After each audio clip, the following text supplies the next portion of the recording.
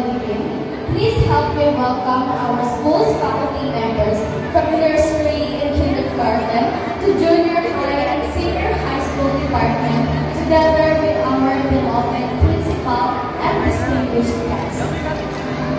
Starting from the nursery department, Miss Caitlin L. Daidan, the nursery advisor, grade 11 and senior advisor, run and liner coordinator, and the PE coordinator. Mrs. Jonima N. Mangoranga, the kindergarten advisor and the school nurse.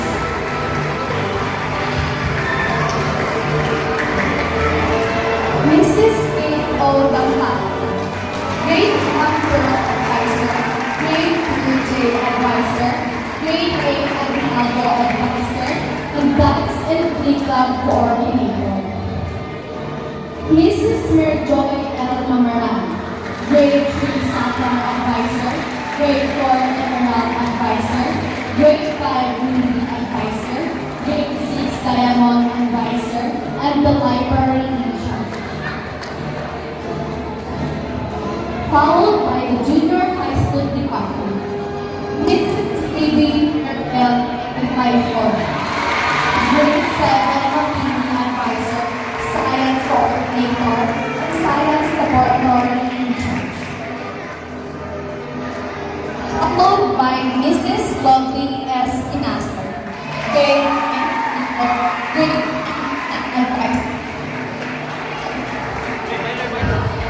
SBO advisor, and HR in charge. Mrs. Noraini S. Mulia, grade 10 Rizal advisor, English coordinator, and the guidance in charge. Mr. Radel John B. Contes, grade 10 Bonifacio advisor, sports coordinator, and the student activity coordinator. Mrs. Almara Grace M. Matuaka, grade 8 governance advisor, Filipino coordinator, and the faculty president. Next, we have the faculty members from the senior high school department, starting with Mrs. Eliza L. Arteta, the grade 11 drama advisor, and the PLE coordinator. Mr. Russell E. Palula, the grade 12 Baltasar and grade 12 Malaytas advisor and math coordinator.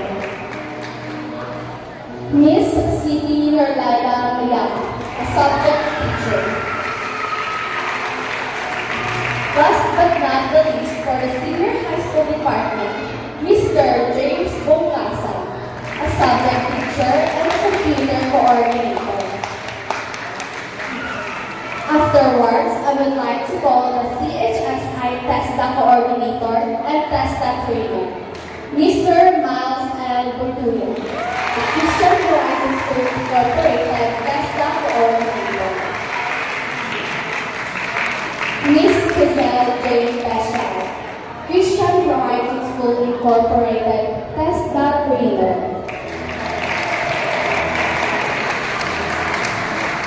Followed by the school administrator, Mrs. Anna B. Salvin. In our special event, we have a special guest. Ladies and gentlemen, he is no other than Mr. Alvin Vigan.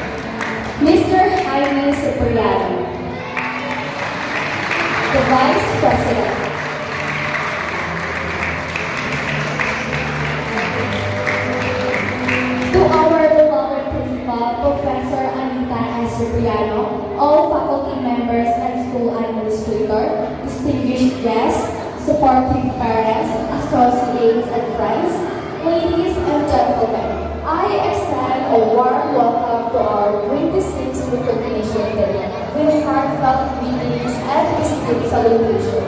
Assalamualaikum warahmatullahi